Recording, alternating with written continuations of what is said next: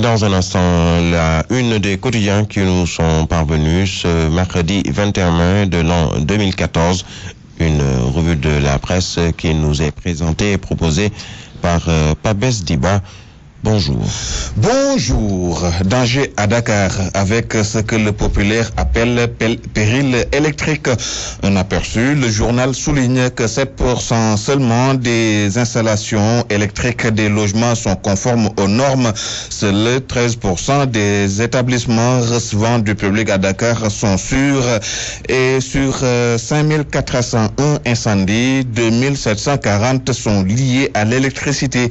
Et il y a eu 91 victimes. Situation donc alarmante. Les avocats du policier dealer s'alarment de la présence de leurs clients à Rebeuss. Pour cause, informe la Tribune, Ibrahim Dieng, avec 16 grands trafiquants de drogue qu'il a fait tomber. Dieng en détention préventive à la prison de Rebeuss craint donc pour sa vie, note le journal des médias. Barthélémy Diaz, lui, a à craindre de l'évolution du dossier relatif à l'attaque de sa mairie. Libération ouvre d'ailleurs avec cette information. Barthélémy mal barré, titre mon confrère qui rapporte que loin du tintamarre politico-médiatique, le doyen des juges d'instruction a pris une ordonnance demandant que Barthélémy Diaz soit poursuivi pour coup mortel.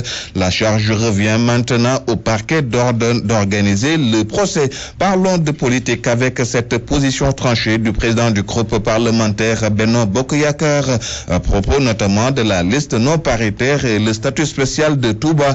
Diakhaté déchire tout, écrit en manchette le quotidien. Moustapha Diakhaté, dont les propos sont rapportés par le journal, affirme que les lois de la République doivent être appliquées à tout citoyen et Diakhaté de poursuivre sur l'ensemble des listes qui sont présentées au Sénégal. Il n'y a qu'une liste qui n'a pas obéi aux règles de la parité, alors que le peuple sénégalais, dans son écrasante majorité, a adopté la parité. Moustapha Diakhaté n'a pas manqué de s'en prendre au ministre de l'Intérieur. Selon lui, il n'a pas à dire que la liste de Touba est recevable, mais qu'elle a été reçue et qu'elle ne respecte pas la loi.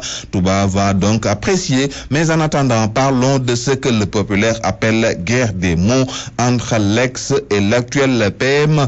Idi et Mimi se sont donc cognés dans la banlieue. Mais l'on retient surtout cette phrase du maire de Thiès: personne ne peut me traquer et personne ne peut me reprocher quoi que ce soit d'illicite ou d'illégal. Ce qui est illégal, c'est l'achat de conscience que dénonce Macky 2012, qui demande à l'OFNAC et à la CREI de fouiller la tontine ambulante. La coalition dit ainsi constater, relève le populaire, que certaines autorités de l'actuel et de l'ancien régime s'adonnent à des achats de conscience avec de fortes sommes d'argent. Bonne lecture à toutes et à tous.